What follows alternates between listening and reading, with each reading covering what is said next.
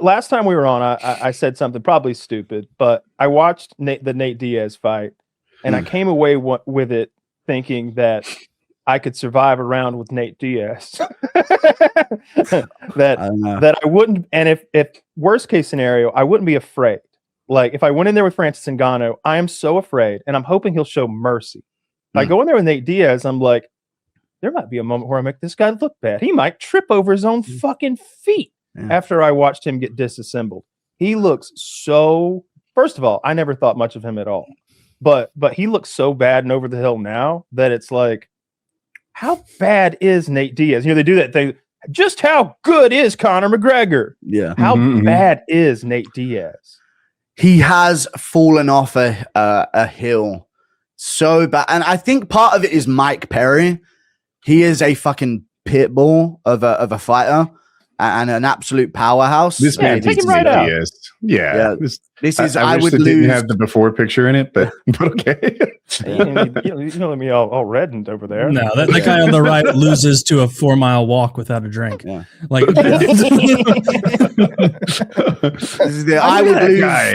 I would lose to Nate Diaz in 30 seconds to I could go around with Nate Diaz transformation right here. That's the type of mindset this transformation will give you. I don't think you're lasting around with Nate Diaz, by the way. He would piece you up, dude. Even what if he was keeping it on the feet? You don't think I could last around? Do you think that helps? Oh, it helps tremendously. I just have to absorb the 5 punches he's going to throw. It doesn't help. You just have to do that? Yeah. He's a professional fighter.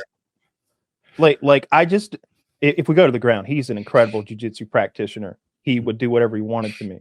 But God, he looks bad on the feet. He just looks so slow. Just looking at his professional fighting acumen and your professional fighting acumen, like those punches he's throwing are gonna land. Like he's not gonna be stymied by your panic. He's gonna hit you up. And you'll say, I never realized how tender that spot was. Like, have you been hit in the kidneys? Have you been hit like at the bottom floating rib? It's not fun at all. I'm with you on all that. I'm just still saying he looks like shit, and I would not be afraid to fight him.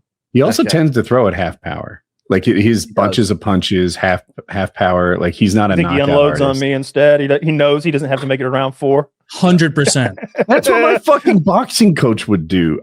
I've told this so many times. It's a dull story now, but like he'd hit me in the body, and I'd be like, "Are you hitting me?" Like he was a pro fighter, not like a good one, but like a guy who occasionally fought for money. And I'm like, I gotta know, like, what is it like when you hit in a fight?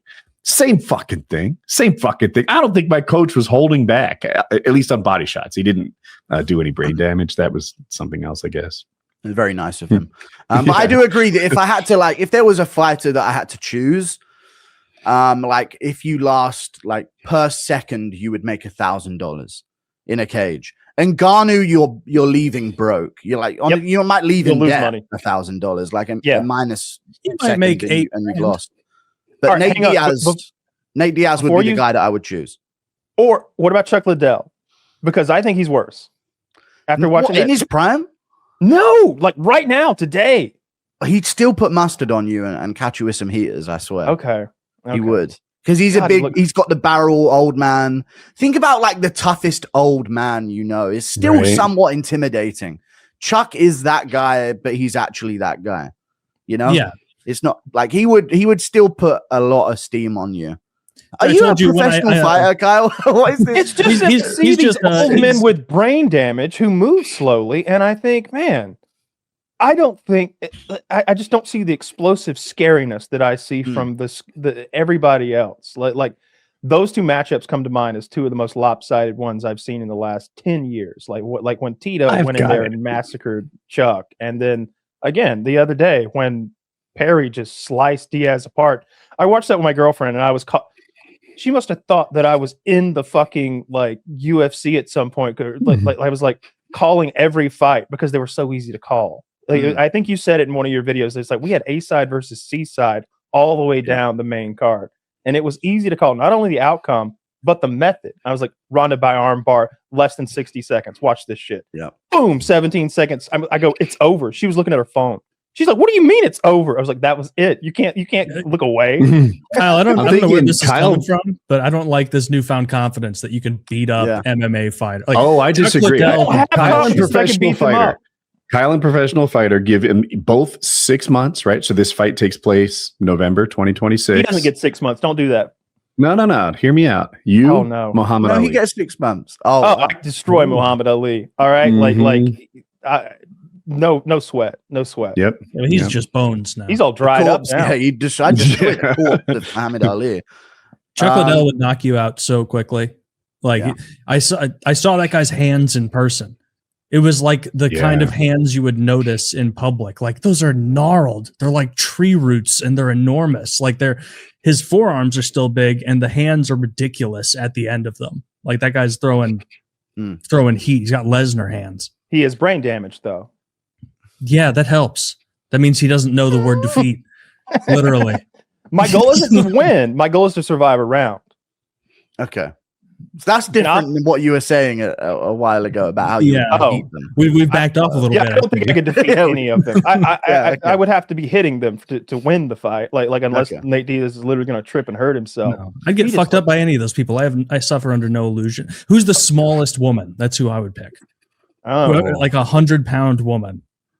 Probably Sam Hughes. I'm going to go unranked with this. Like, I know the small women out there. And just hope that I could get a purchase on her wrist, because if I get that, she's not going to get out. While I don't truly have any illusions that I could defeat any even former UFC fighter, Ben Askren I could probably take. He just had double lung surgery though. Just had double. You're really picking on the down and out. Here. I don't like the way you're making excuses for the professional fighters, right? I mean, guy who almost just died.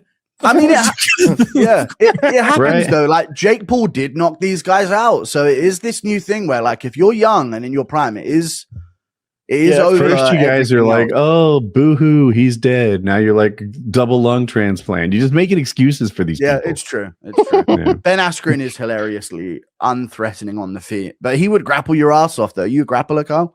Nope, not at all. Then it's over. Then he'd barrel you over and stub you. I know his health is way better than it was a year ago. Is he okay today? He's existing. He's like moving around and talking, but if I would not want him running at someone or trying to exert himself in a crazy way. No, I wouldn't want that either. He had two. No, I don't think I could defeat any of these people. I'm saying survive a round with them. Like, and if I and those are the three. If you're going to throw poor Ben Askren in, hope he does improve. I always like that guy. If I'm getting paid to survive a round, I'm picking Nate Diaz. I just God, he looked bad. He looked so bad, and especially I definitely could take. I might even be able to defeat the Nate Diaz at the end of the fight. Like, if they take the guy who couldn't get up off the stool, who may have shit himself, and then let me step in fresh. Now I really like my chances. What about DC? But you've got like two pockets full to the brim of tendies. I think DC could kill like any three of us combined almost. You know, like I feel like he would slam one of us. Remember when was it Stipe he picked up and walked around with before losing to him? Yeah. Like he would do that to each of us. He could do that to two of us at once. I feel like he's just such a low gravity. He's a gravity well. He's a problem. Taylor, did you mention the chicken tenders as like that would be Kyle's advantage against DC? 100%, because then you could toss them out to distract him. Yeah. But once he knows you've got them on you, that's just going to give him all the more motive. Now there's something on the line for him. I didn't think about that. Right. Like, now he's a prize fighter out like there. Fighting a tiger covered in bacon grease. This is a mistake. Yeah, exactly. Oh, damn. Yeah, but Gaethje says when it comes to fighting a professional fighter, how long you could survive, it's like how long can you sprint for? Because that's the cardio that it is in the cage. I have a different strategy. It's all about the pre-fight. Like hey, Nate, have you met my special needs son? I care for him. Right? That's the kind of thing that gets me to the third round. Your special needs, you got you know the struggles. He depends on me. This is something you should know going into the fight.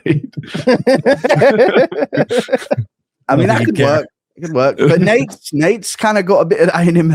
Yeah, Nate might not be the guy. Maybe we need like a Chael Sonnen or a DC or something, right? And it's not even about their fighting ability; it's about their tender heart.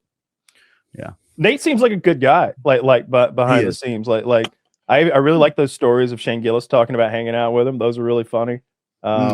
Nate's quick to fight, though. Guy. He's likes to fight guy. He is. He's always on the edge of being insulted and wanting to fight about it.